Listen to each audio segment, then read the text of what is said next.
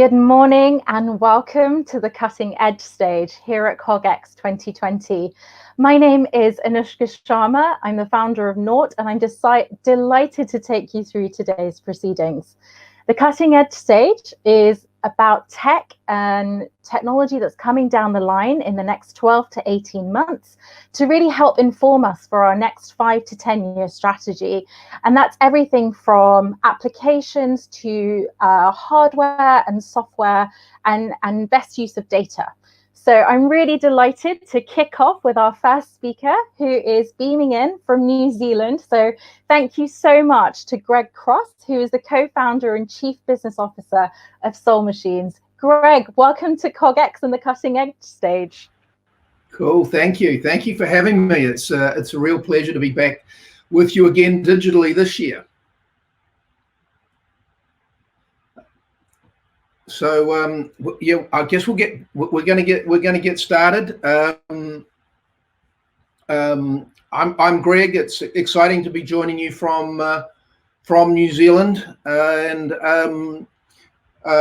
it's actually a big day here in New Zealand. We've just eliminated COVID-19 from New Zealand, and tomorrow we all get to go back to pretty much a normal life here. So I know it's something everybody all around the world will be looking for. So let's get on with my presentation, and hopefully you'll be able to see some of the things that we're up to from the presentation online that I'm about to do. So AJ, can we go to the first slide? Or there we go. So when we first thought about coming to speak about to CogX about some of the work that we're doing with our digital people and with our AGI research, we were going to talk about some of the projects that we're working on and over the last 12 months with customers. And then the COVID-19 era happened, and it changed a lot of what we thought about what was important in the world. It certainly changed our view as to what we could do to make a difference. So we started, as we went into the, early March here in New Zealand, we started asking the question, how can we help? How can we keep people more informed? How can we connect people during these very uncertain times? What are some of the things that our technology could do to inspire the way we all work? But I'm going to start you off by showing you a project that we finished at the end of last year, and hopefully that'll start to introduce my company and some of the work that we're doing. Thanks, AJ. What up, Mark? Oh, hey, how are you? You can see me, right? Yes. Yo, what's up? This is Will I Am. This is the new version of you. We can give him glasses there. It's pretty awesome. Yeah, I remember I had a pimple on my face that day. You captured it. The good thing is it's digital and we can remove it really easily. Well, how come you didn't remove that? You can make him do a variety of things. Let's play Simon Says. Say, I sound like a girl. I sound like a girl. Say that with a higher pitch. I sound like a girl. Raise your eyebrows. Poke out your tongue. Tell me about growing up in Los Angeles. I was born and raised in Boyle Heights, which is west of East Los Angeles, which is east of Hollywood, just east of downtown. Should it sound exactly like me? Nope. Should it sound a bit robotic? Yes. It should. For my mom. My mom should not be confused. What's your name? Mi nombre es Will. You speak Spanish? I don't know. I know it needs some fine tuning, but the way it's looking so far is mind-blowing.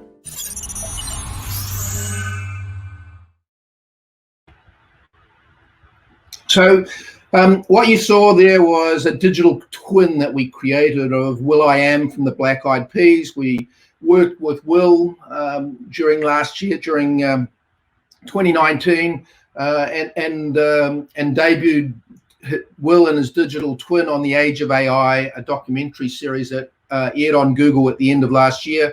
Last time I looked, it had been seen about 42 million times. So it is really giving us a picture into the way in which we can go about creating hyper-realistic digital people, creating their personality, matching their voice, and then animating them and bringing them to life in real time. And Will jokes away there about whether digital world can speak Spanish. Well, in fact, we can now support over 10 languages in the way in which we bring our digital people to life in real time. So what we're about is, as a company, and this becomes really, really important in terms of the story we have to tell here, is it's about the way in which we can democratize the delivery of incredibly personalized experiences using our lifelike AGI technology. So it's about CGI, it's about what we call autonomous animation, but it's about the way in which we change the experience we can have when we're interacting with machines. So just a bit of background on Soul Machines. We were founded here in Auckland, New Zealand. It's where our research and development is based. Our business is headquartered in San Francisco, where we have a large team of our business organization who is focused on rolling out our technology and engaging with clients in the local market. We refer to our core technology as our autonomous animation platform. We bring our digital people to life using the research that we've done to create a functioning, working digital brain. So it enables us to really focus on how we're going to really take advantage of the opportunity for humans and machines to collaborate as we move forward into the future. And today, our digital people work across a whole wide range of industries and use cases, delivering brand experiences. On the model on the digital person on the side of this particular screen is Yumi, who's a brand influencer and works for SK2. And one of the big areas, the big shifts we've all seen as during the COVID-19 era, as education and healthcare have taken enormous steps forward in terms of the use of digital technologies. There's some really, really exciting technologies and differences that we're starting to make in education and healthcare today. And COVID-19 is a great example of what we're achieving here. So when I talk about autonomous animation, I want us all to reflect on what makes us what animates us as human beings in the context of the movie industry. The CGI characters in blockbuster Hollywood movies are animated by capturing actors performing a role using motion capture cameras, and then that data is used to animate the CGI characters. It's pre-recorded content.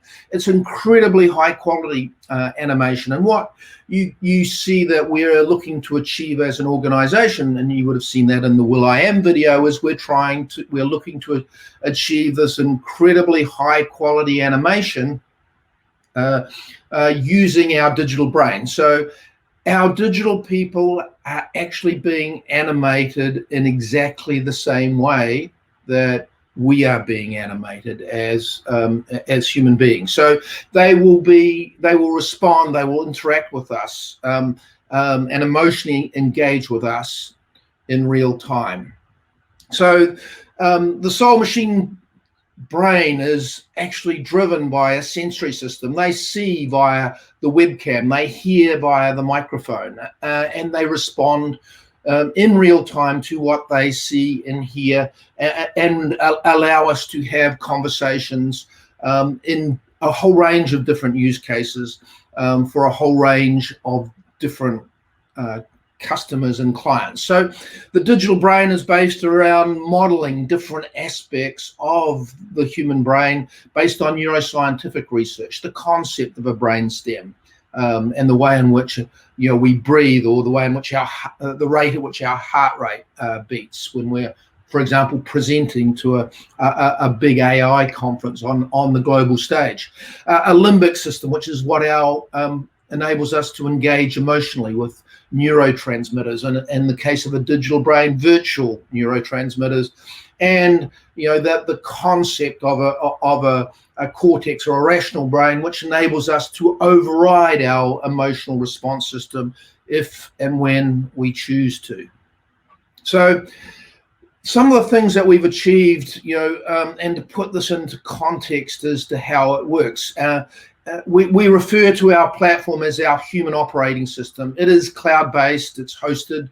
Our digital people are hosted in the cloud. They're delivered into our clients' websites and applications as a video stream, in the same way that I'm being delivered to you as a video stream today. So it connects to NLP engines and conversational corpuses in a variety of different languages. So it's very easy for clients to be able to animate and develop new content at scale.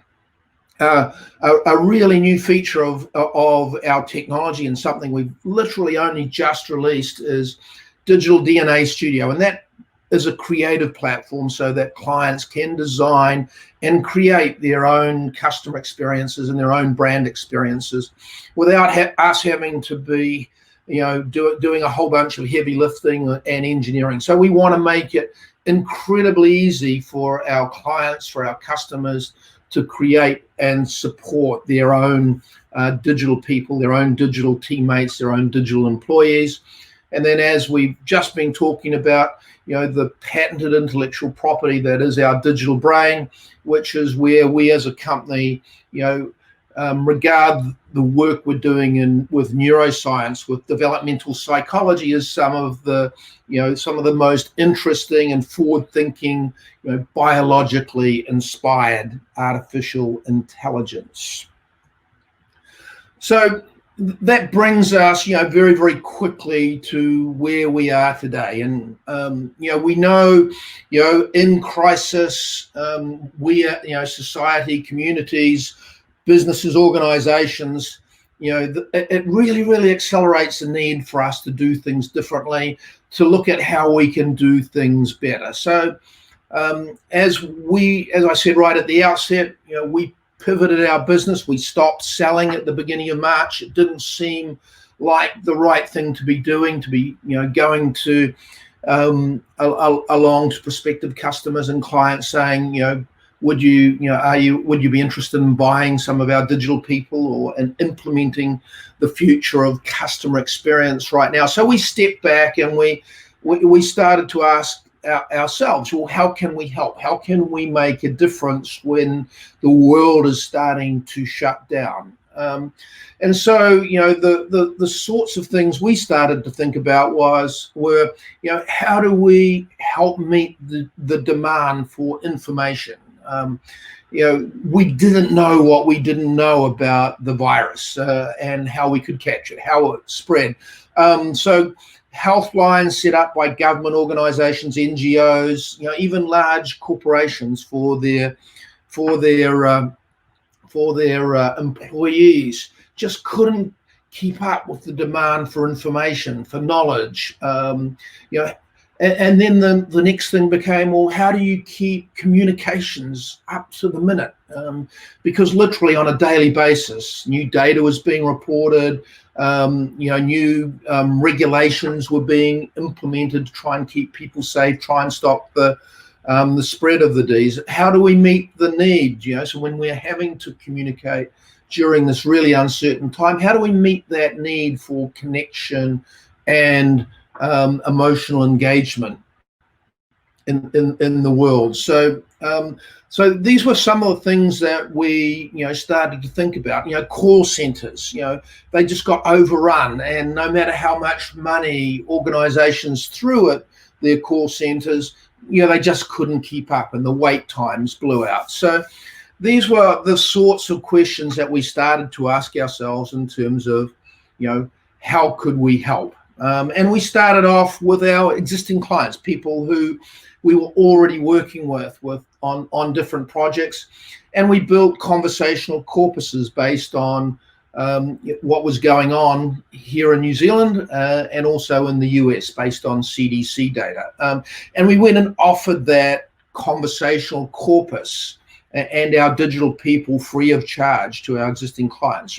Take this information, take this use case and add it to what you're doing, and use it if it can help, if it can make a difference to the messaging that you're trying to communicate and the things that you're trying to achieve at the moment. So after we'd offered that to our existing clients, we kind of thought about, well, why don't we take another step?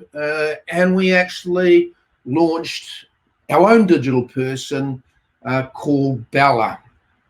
So AJ, if you could jump into the next video, please. Hi, I'm Bella. I was born of the quarantine era to be a Kiwi guide and friend during these uncertain times, but since then I've been constantly learning and becoming more dynamic. I'm here to help.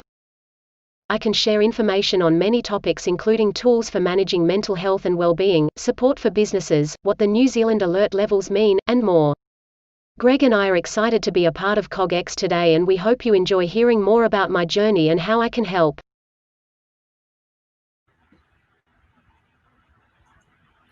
So you've now met Bella. Bella lives at bellahelps.com. So you can go and talk to her yourself. And she was, really designed, initially as a little bit of experiment. So we started off with Bella, really being able to talk about what was going on with COVID-19 in New Zealand on a day-to-day basis. So if you like, she was a frontline responder. She was a digital person, which meant you could get access to her whenever you wanted. You could ask questions about, as New Zealand moved from level 2 to level 3 to full lockdown and level 4, what you could, what you couldn't do. And we were providing that, we were doing those updates literally on a daily basis. So, a lot of work went into just getting Bella up and running and making her incredibly useful as a digital frontline responder. And then as the weeks started to go on and the lockdowns started to kick in here, and we started to say, well, that's great. She's, can still answer questions about COVID-19 and the different alert levels, but what else could she do? What other types of content could she work with? How could we make Bella a digital companion that people might come back to on a regular basis to ask different questions about completely different things? So, and we started to introduce content around mental health and well-being. There's been a lot of discussion about how are people going to feel about being under stay in place or stay at home or lockdown type regimes. There was a lot of debate about mental health and well-being. As an organization, we have psychologists and researchers on our team. So they did a lot of, they brought to life some really interesting applications and use cases in terms of a kindness model. We set up a watch news section for this conversational driven content so that every day people could check back. And Bella started doing interviews with business leaders, with different people in our community, which just was, in some respects a learning experiment, and in other respects an adventure and a journey as we looked at how we might be able to use a digital companion in a whole bunch of different ways. And as we continued on through the lockdown era here in New Zealand, and it started to extend out to many weeks, and the toll started to and people started to understand the impact that this was going to have on different industries, different on the economy, on business.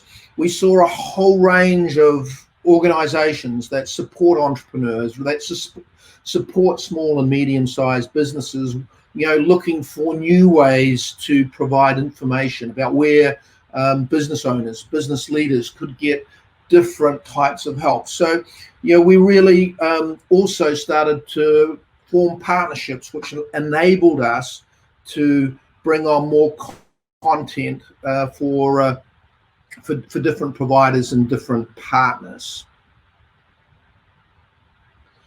So, there's a lot of groundbreaking content that has been built here, and Bella, because she is emotionally responsive, she's engaging with people on a face-to-face basis. She's available in an incredibly scalable way. It means Bella was able to provide assistance in a completely different way and in a completely different scale of things. So this was where we started to see some incredible opportunities to do some really different things with the content that we were developing for Bella. So some of the key learnings here, and we think these are really important learnings as we think about the different crises that we have in our societies and our communications and our organization.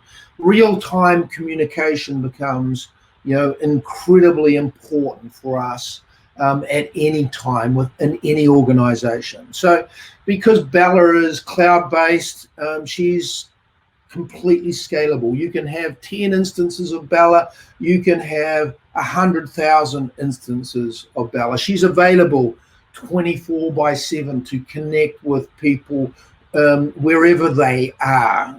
She is connecting because she provides what we refer to as multi-channel communication, not just a voice assistant or a chat bot or a text-based communication system, but a full human to human multi-channel experience where you get the context of all the face-to-face interaction and face-to-face engagements. And then you get into inspiring people about the way in which Bella can be kind, Bella can be supportive as people deal with different issues, different problems, different challenges in this world as we move forward into the future. So the scalability of this solution, in a crisis, and whether it's a pandemic which we're dealing with at the moment, we've seen wildfires in different parts of the world in the last 12 months. We've seen earthquakes, volcanic explosions. There are, no shortage, unfortunately, of times in the world where, we have to find new ways to communicate to efficiently, effectively, economically to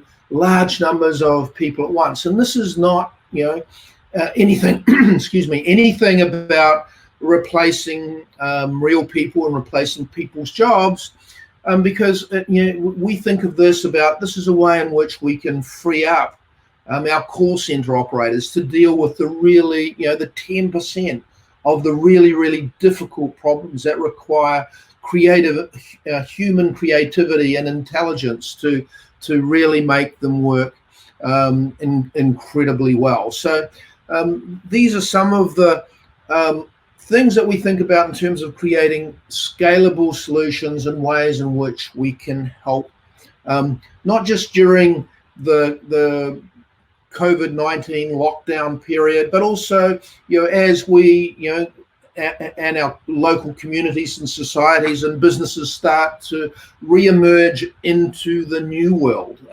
The new world in which we're entering is going to be, extremely different to the way in which we have been in the future. So we've really seen, Bella as a phenomena that has revolutionized the way we think about the delivery of information. We as an organization have learned hugely about the way, a single digital person can have different voices, different purposes, talk about different applications, engage with different communities and with different people. So, we set out, ultimately to make Bella, a really, really interesting, compelling digital companion for Kiwis.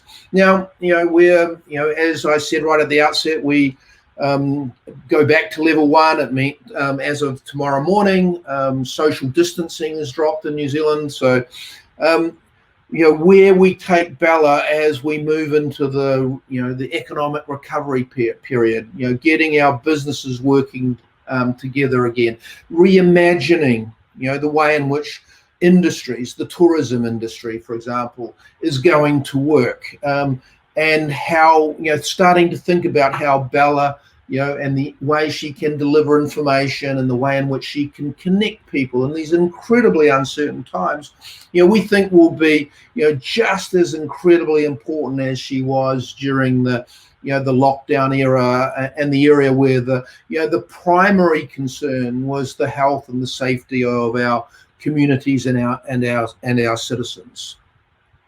So, an example of where this journey has taken us as an organization.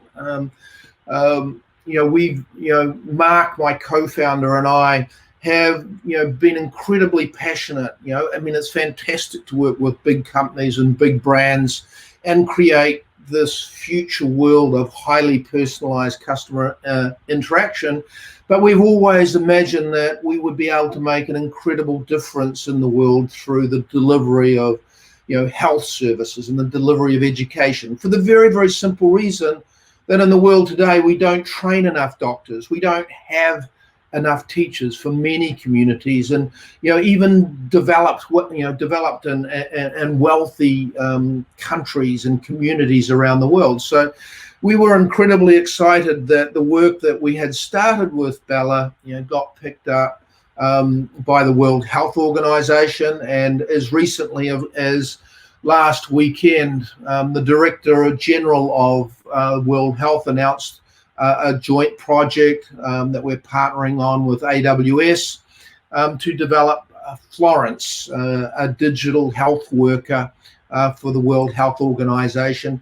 And Florence will be used initially to help dispel some of the myths and some of the fake news that surrounds COVID-19 and has been spread in all types and forms of social media during this era. So this is for us, just one of the first really, really exciting use cases that we've started to see evolve and develop as a result of the work that we've done with Bella through this period of time. We think there are a huge number of opportunities to do, some very, very different things with this as we move forward into the future.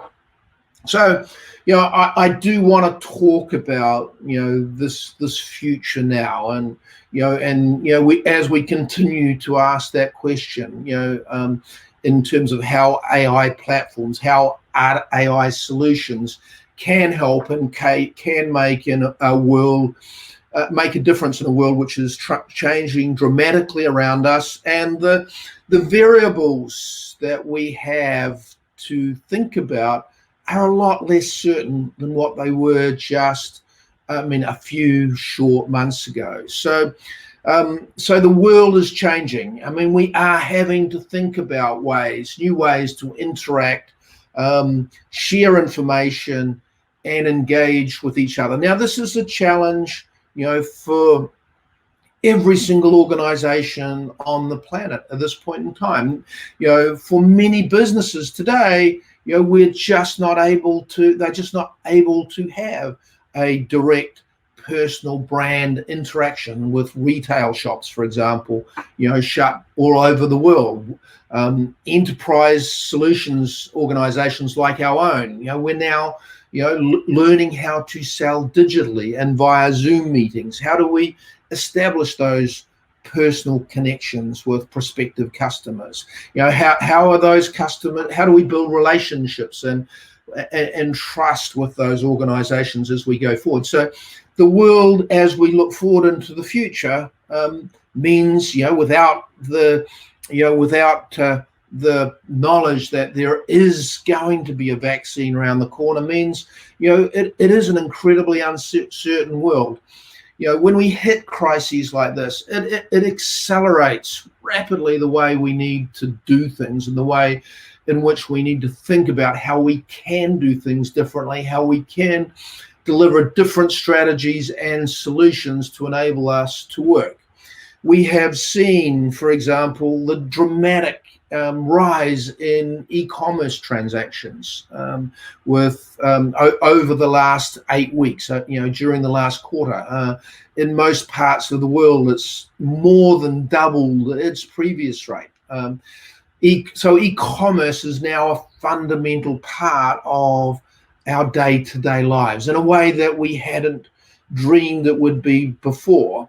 We come from a decade, the last 10 years have been, heavily focused on digital transformation. And I'd suggest that, what we now think about is we're now in an era which is the digital now era. I can't think of an organization, whether it's generating revenue or providing products and services. I mean, or just government services. Every organization in the world now has to say, how can we be more efficient?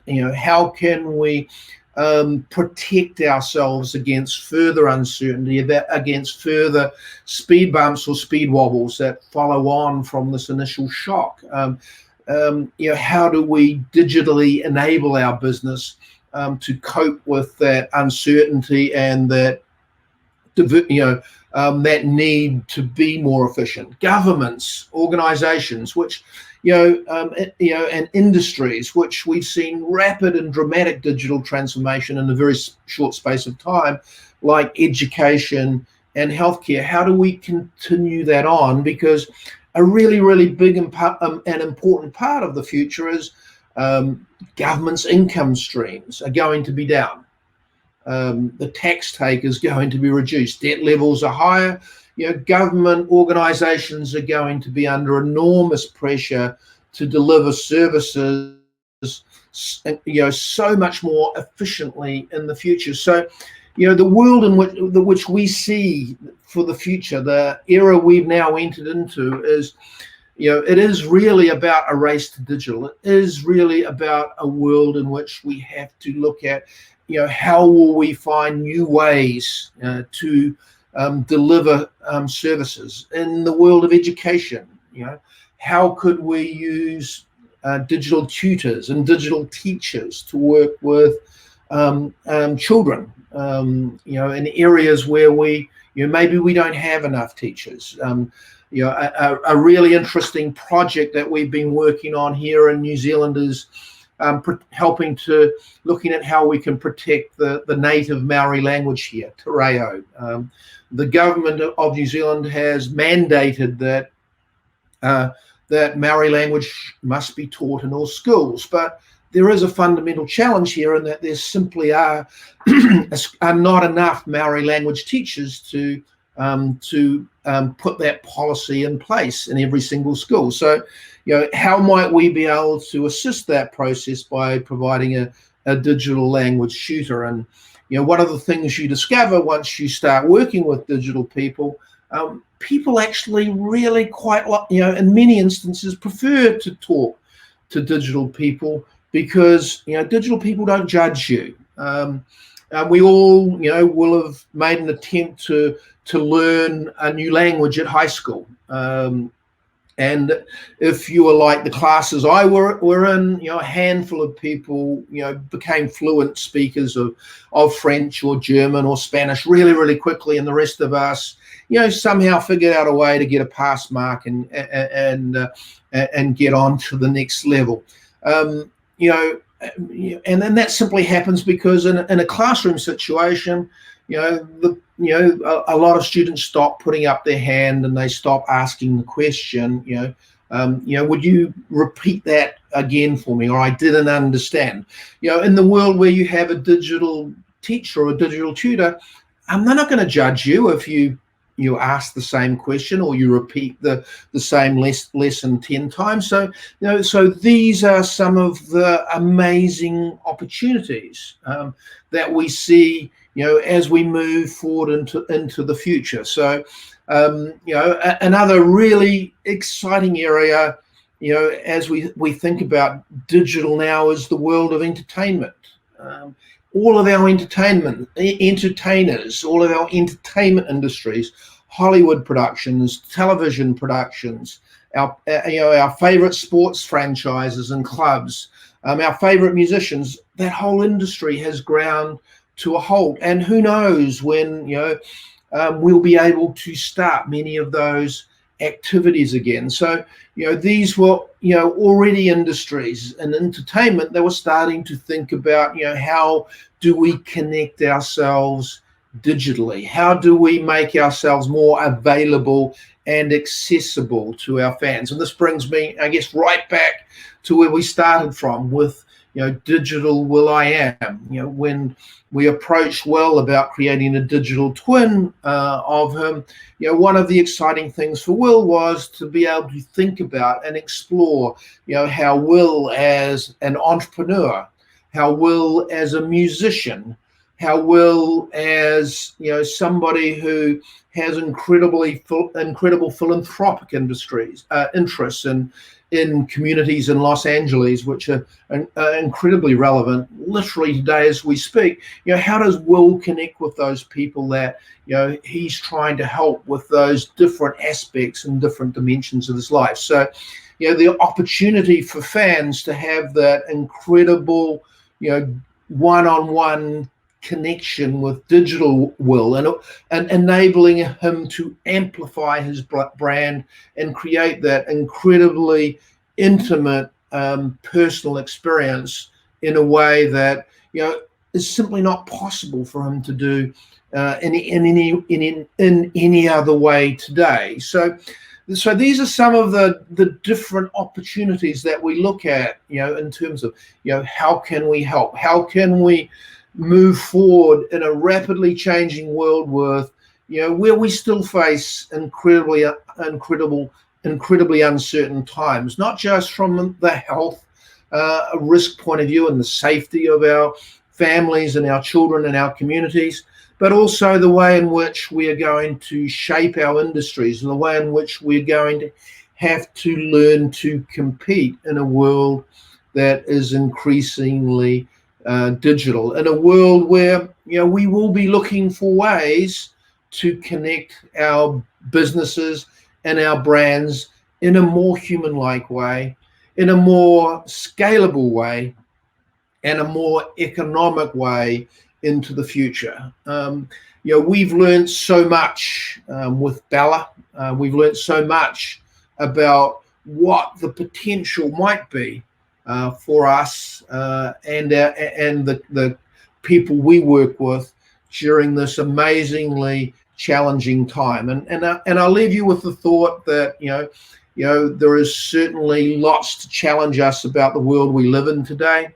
But with all of those challenges, comes the potential, the opportunity to harness the change, to harness the challenge, and to build, a better world, to build a better organization, to build a stronger brand, stronger relationships with our customers, with our, with the people that make up our community. And that's for us as an organization has been, something that we've learned, as an incredible lesson, as an incredible platform to take that forward into the future. So I'd like to thank you all for listening to me today. And I think Bella's got a few words to say as we wrap the session up. Thanks for joining us to learn more about me and Soul Machine's initiatives to help. If you would like to chat more, come say hi at bellahelps.com or get in touch with us via the Soul Machine's website. Hope to see you soon.